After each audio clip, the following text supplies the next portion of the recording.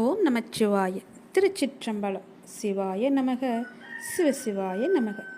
என் அன்பு குழந்தையே, உன்னுடைய காரியமானது கைகூட போகிறது. நம்பிக்கையுடன் என்னை வணங்கும் எல்லா இடமும் என்னுடைய கோவிலாக உனக்கு தெரியும். அப்பாவை தவிர வேறு எதிலும் நாட்டமில்லாத பக்தர்களாலேயே இது உணரப்படும். சிவன் மீது நம்பிக்கை கொண்ட ஒவ்வொரு பக்தரும் கடல் கலந்து இருந்தாலும் என்னுடைய அருளாலே என் கூடவே அவர் இருந்து கொண்டே இருப்பார். நீ எங்கு போனாலும், நீ செல்லும் இடமெல்லாம் உன்னுடைய அப்பா உனக்கு துணையாக இருக்கிறேன். எதற்கும் கலங்காதே, தைரியமாக இரு. நல்லது நடக்கும். கடந்த காலத்தை நினைத்து நீ கண்ணீர் சிந்தாதே. இப்போது நான் உன்னுடன் இருக்கிறேன் என்பதையும் நீ மறந்து விடாதே. கூடிய விரைவில் இன்பத்தை நான் உனக்கு பரிசாக அளிக்க உன் இல்லம் தேடி வருவேன்.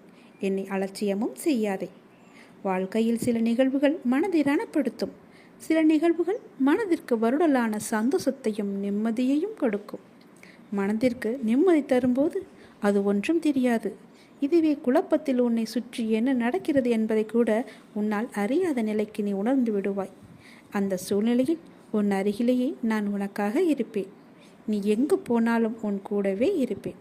உனக்கான நல்லதை மட்டும்தான் நான் செய்வேன். உனக்கும் உன் குடும்பத்தினருக்கும் எல்லா நன்மைகளும் வந்து சேரும். உனக்கான காலம் விடியல் எல்லாம் வந்துவிட்டது. எல்லாம் நல்லதாகவே நடக்கும். உன் வாழ்க்கை நல்லபடியாக அமையும். எதற்கும் கவலைப்படாதே. உனக்கு உலகமாக நான் இருப்பேன். உனக்கு எதுவும் நேர நான் அனுமதிக்க மாட்டேன். என் பரிபூர்ண அருளும் ஆசியும் உனக்கு எப்போதும் உண்டு. நல்ல நிலையில் நிம்மதியுடன் சந்தோஷமான மனநிறைவுடன் உன்னையும் உன் குடும்பத்தையும் நான் வாழ வைப்பேன். நம்பிக்கையோடு இரு. உன் அப்பா சிவன் உனக்காக. உனது துயரங்கள் எல்லாமே விரைவிலேயே ஒரு முடிவுக்கு வரப்போகிறது. தேவையில்லாமல் உன்னுடைய கண்களை நீ கலங்க வைக்காதே. மகிழ்ச்சியாக இரு. நான் இருக்கும்போது எதற்காகவும் நீ கலங்கக்கூடாது. என்னை மீறி எதுவும் நடக்கப் போவதும் இல்லை. உன்னை நான் தேர்ந்தெடுத்து நான் வசிக்கும் இடத்திற்கு வரவழைத்தேன். எப்படிப்பட்ட சூழ்நிலையில் நானும் இருப்பேன் உன்னுடன். கலங்காதே. இன்னும் 1 மணி நேரத்தில், நிச்சயமாக இன்னும் 1 மணி நேரத்தில் உனக்கான நல்ல செய்தி தேடி வரும். என்னை நம்பு, முழுவதுமாக நம்பு. என் வாக்கு என்றுமே பொய்யாகாது. எந்த சூழ்நிலையிலுமே நான் உன்னை பொய்யாக்க மாட்டேன். உன்னை கைவிடவும் மாட்டேன். நம்பிக்கையோடு இரு. உனக்கு என்ன வேண்டும், எது வேண்டும் என்று எனக்கு தெரியும். எல்லாமே என்னிடம் இருக்கிறது. உனக்கு வேண்டியதை நான் கொடுக்கப் போகிறேன். உனக்காகத்தான் நான் காத்து கொண்டிருக்கிறேன். எப்போது என்னை முழுவதுமாக நம்ப ஆரம்பிப்பாயோ அந்த நொடி முதலே உனக்கான நல்ல காலம் பொருந்துவிடும். கவலைப்படாதே. உனக்கு இப்போது மாயை என்ற வலை, கர்மா என்ற துன்பம் உன்னை துரத்தி கொண்டு இருக்கிறது. அதிலிருந்து விடுபடுவதற்காகத்தான் நீ என்னை நம்பு என்று சொல்கிறேன். நீ என்னை நம்பினால் உனக்கு நிச்சயமாக 1 மணி நேரத்தில் நல்ல செய்தி உன்னை தேடி தானாகவே வரும். உன்னை இன்று நான் வழிநடத்தி செல்லும் ஆசானாக நான் இருக்கிறேன். உனக்கான நித்தியப்படி வழங்க நான் சற்று தயங்கி யோசித்து நின்றால் உனக்கு என்னாகும், என்ன நடந்திருக்கும்? சற்று யோசித்துப்பார். நீ கேட்டு நான் செய்ய வேண்டிய அவசியமில்லை. எந்த சூழ்நிலையிலும் நீ கடந்து வந்த பாதையை மட்டும் நீ மறக்காதே. நான் இருக்கிறேன் என நம்பு. கலங்காதே. உனது கண் முன்னால் நான் அமர்ந்து கொண்டிருக்கிறேன். உன்னுடைய செயல்களில் மாற்றத்தைக் கண்டு என்னை முழுமையாக ஏற்றுக்கொண்டு என்னை நீ காண துடிப்பாய். அப்போது நான் உன் கண் முன்னே தோன்றும் போது உன்னால் பேச முடியாமல் கண்களில் ஆனந்த கண்ணீர் வழிய நீ வாயடைத்து போய் நிற்பாய். உனது கிரகத்தில் நான் வாசம் செய்யும் போது எதற்குமே நீ கலங்காதே. நான் இருக்கிறேன். அனைத்திலும் இருந்து நான் உன்னை விடுவிப்பேன். நல்லதே நடக்கும். உனக்கான எல்லா நல்லதுகளையுமே நான் நடக்க வைத்து உன்னை உயர்த்தி பார்க்க போகிறேன். உனக்கு வேண்டியதை செய்ய நான் இருக்கும்போது எவரிடத்திலும் போய் நீ நின்று கொண்டிருக்காதே. உனது தேவையை பூர்த்தி செய்ய யாசகம் பெற்று உனக்கு தருவதற்கு காத்திருக்கிறேன். நான் இருக்கிறேன் நிழலாக. என்றுமே உனக்காக. என் வார்த்தையை நம்பு. நம்பிக்கை வை. எந்த உறவாக இருந்தாலும் அதில் உண்மையான பாசம் இருந்தால் மட்டுமே நீங்கள் நினைத்தாலும் உங்களை விரும்பி வரும். நம் கோபங்களின் அர்த்தம் புரியாதவர்களுக்கு நம் பாசத்தின் ஆழமும் புரியாது. அவரிடம் கோபத்தை காட்டுவதும் வீண்தான், அன்பை காட்டுவதும் வீண்தான்.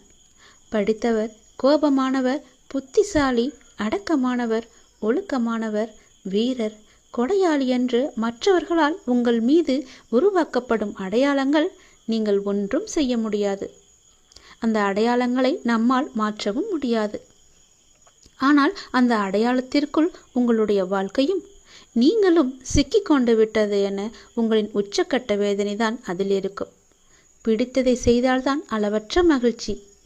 ஆனால் சிலவற்றை நாம் காலத்தின் கட்டாயத்தால் ஏற்றுக்கொண்டால் அதற்கு மகிழ்ச்சி கிடைப்பது தாமதமாக தான் ஆகும். மௌனத்தை விட சரியான தண்டனை இருக்க முடியாதல்லவா? நம்மை எதிர்பார்ப்பவர்களுக்கும் நம்மை அலட்சியம் செய்பவர்களுக்கும் அலட்சியம் செய்யும் உறவுகளுக்கும் வலி எப்போதும் கண்ணீரில் மட்டுமே இருப்பதில்லை. சில நேரம் சிரிப்பிலும் மறைந்திருக்கும். செல்வத்தில் இருப்பவர் நம்மை கூப்பிட்டால் போய் பார்ப்பதும், துன்பத்தில் இருக்கும் ஒருவரை உடனே போய் பார்ப்பதும் தான் உண்மையான அறநெறி. 4 பேருக்கு நாம் பயப்பட வேண்டும் என்று நினைப்பவர்களை விட நமக்கு யாரெல்லாம் பயன்படுவார்கள் என்று நினைப்பவர்கள்தான் இந்த உலகத்தில் அதிகம். சிந்தித்து பாருங்கள், சிந்தித்து செயல்படுங்கள். இறுதியாக பாதைகளில் தடைகள் இருந்தால் அதை தகர்த்து தான் செல்ல வேண்டும். அப்படி இல்லை, தவிர்த்து விட்டு நாம் செல்லலாம், எறும்பை போல. ஆகவே எதிலும் விழிப்புணர்வுடன் இருந்து எது அவசியம் எது அவசியமற்றது என எல்லாவற்றையும் சிந்தித்து செயல்படுங்கள். அவசியமாகிறது மட்டும் என எல்லாத்தையுமே வசியமாக்குங்கள். உங்களுடனே எப்பொழுதும் உங்களுக்குள்ளவே வைத்துக் தவறு நம் கண்ணுக்கு தெரியாது. ஆனால் அடுத்தவர் செய்யும் தவறோ எல்லாவற்றிற்கும் முன்பாக நம் கண்ணுக்கு தெரிய வந்துவிடும். மற்றவர்களின் குறைகளை நாம் பொருட்படுத்தக்கூடாது. அவர்கள் உன் மீது சுமத்தும் குறைகளையும் நீ காதில் வாங்கி கொள்ளாதே. உன்மேல் தவறு இருப்பதாக உன்னுடைய மனசாட்சி சொன்னால் உன்னை நீயே சரி செய்து கொள். மற்றவர்களுக்காக இல்லாமல் உனக்கு நீ உண்மையாக இரு. உன் மனதின் சாட்சியாக இருப்பது உன்னுடைய அப்பா என நீ புரிந்து கொள். நிச்சயம் உனக்கு நல்லது மட்டுமே நடக்கும். உன் அப்பா உன்னுடைய மனசாட்சியாக உன்னுடனே இருப்பேன். நான் சொல்வதை செய்தால் அளவற்ற மகிழ்ச்சி கிடைக்கும். இல்லை, மகிழ்ச்சியை கூட தாமதமாக கிடைக்க வேண்டியிருக்கும். அதனால் நான் சொல்வது போலவே செய். நடந்ததை நினைத்து நீ வருந்தியது போதும்.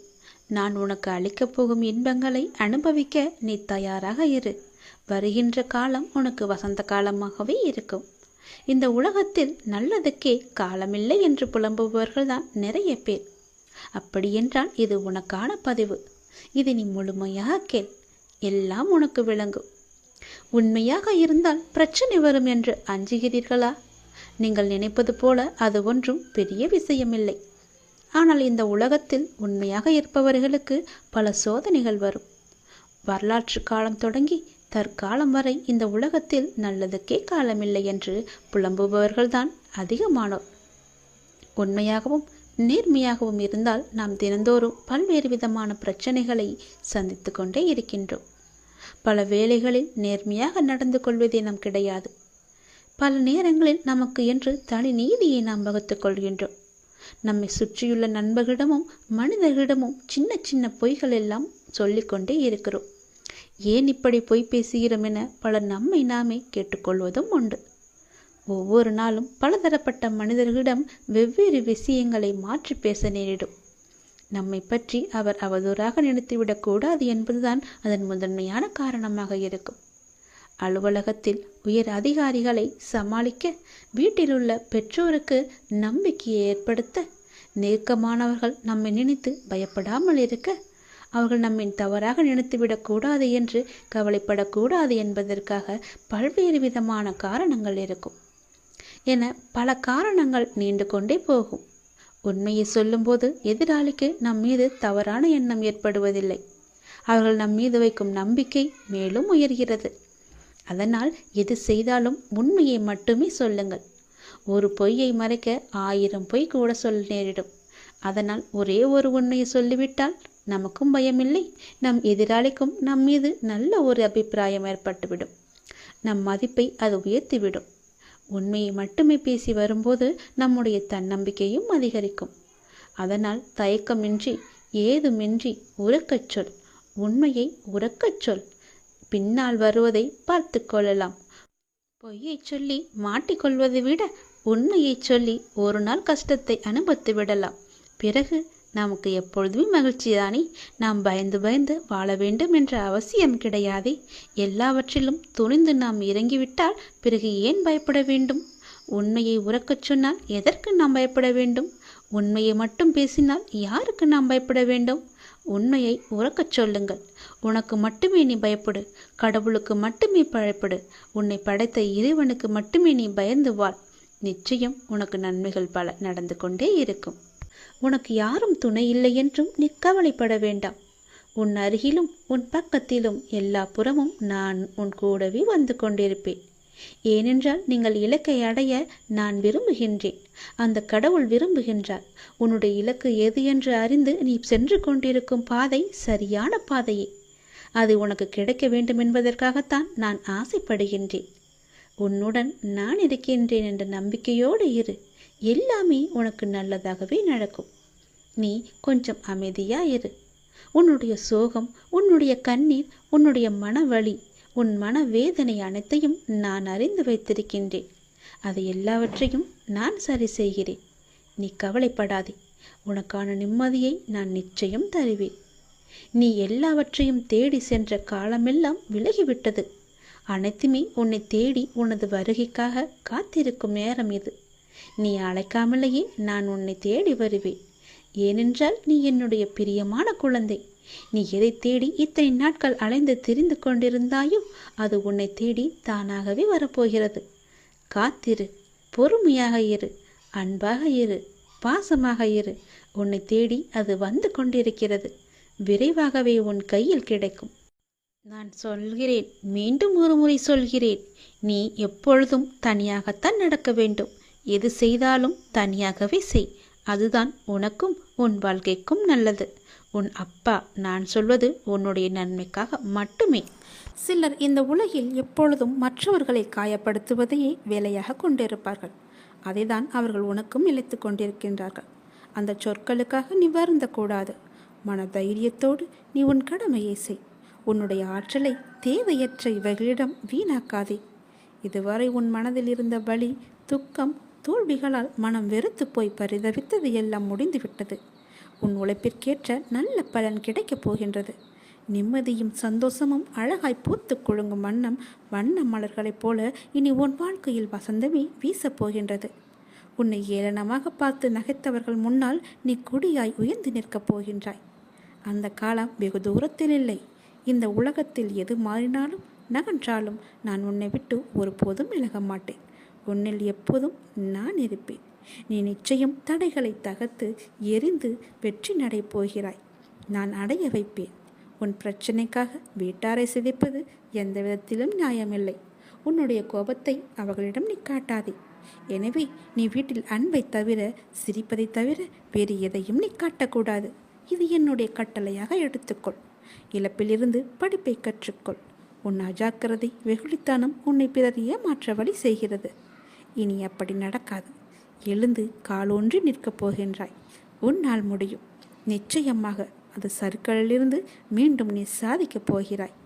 உன்னை இழந்தவர்களும், கைவிட்டவர்களும், கடன் கொடுத்து சுருண்டியவர்களும், கதவை சாத்து கொண்டு போனவர்களும் உன்னை பார்த்து பிரமிக்கப் போகின்றார்கள். மீண்டும் வந்து உன்னிடம் ஒட்டிக்கொள்ளலாமா என்று நினைக்கப் போகின்றார்கள். உனக்கு எல்லா சூழ்நிலைகளும் நான் இருப்பேன். நான் உன்னை விட்டு விலகவே மாட்டேன். என் வார்த்தைகளை நம்பு. சிவன் உன் கூடவே எப்போதும் இருக்கிறார் என்று நம்பு. சிவனின் வாக்கு எப்பொழுதுமே பழிக்கும் என்று நம்பு. எல்லாம் வல்ல இறைவன் என் கூட இருக்கும்போது எனக்கு என்ன கவலை என்று சொல்லிப்பார். நீ எங்கு போனாலும் எல்லா இடத்திலும் உனக்கு முன்னால் நான் போய்கொண்டே இருப்பேன்.